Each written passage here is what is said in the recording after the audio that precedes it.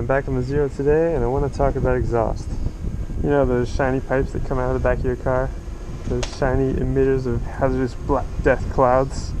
Yep, it's going to be one of those rants.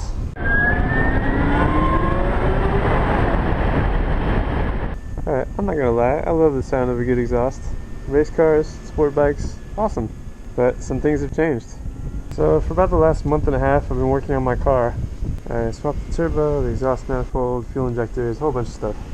The engine's in the back of the car, so there's a little hatch on the inside that you can open up to work on it. And during a test drive, the whole car filled up with smoke and it was really hard to breathe. Even with the windows down, I couldn't drive it more than just a couple blocks. So now I'm conflicted. The car is a lot faster now and it's more fun to drive. But when I close that hatch, I'm still creating those fumes. I just can't smell them because they're outside. And it made me realize something.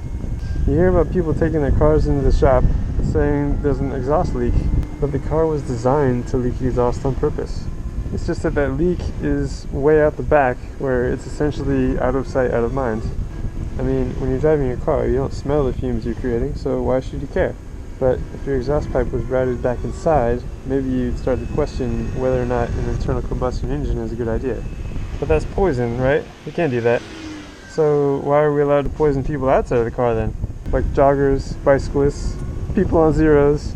And you might be thinking, well, my car doesn't make smoke like that. But if you ever look at the inside of your tailpipe, it's full of this nasty black stuff. And the scary thing is, even if you don't see the smoke, it's still there. And this black stuff is just building up in your lungs. An easy way to see this is to check the air filter in your car. Black stuff. And now you're starting to wonder. You think that's air you're breathing now?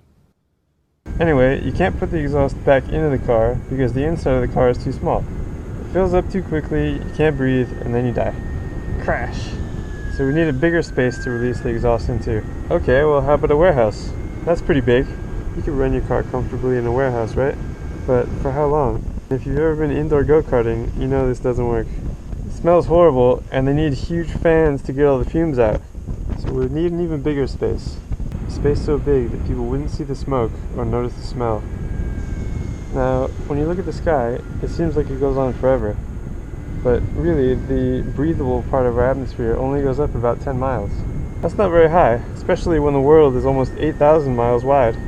Yes, this is the scale. I measured it. It's crazy, right? That really tiny layer of atmosphere is what is keeping us alive. So how long until our exhaust fills up that space? How long before it starts to get hard to breathe? How long until the sky turns black? Okay, here's the thing. I didn't buy the Zero to save the world. I bought it because it's futuristic and has instant power.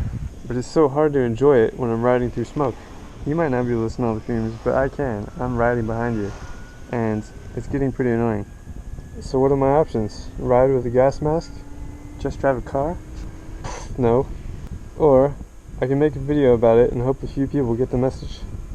It's not about saving the planet, it's about saving us. It's about saving our lungs and not stinking up the place.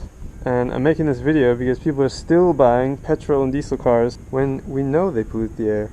And nowadays electric not only outperforms them, but doesn't make any exhaust. Anyway, that's my rant. I'm gonna go for a ride, so thanks for watching.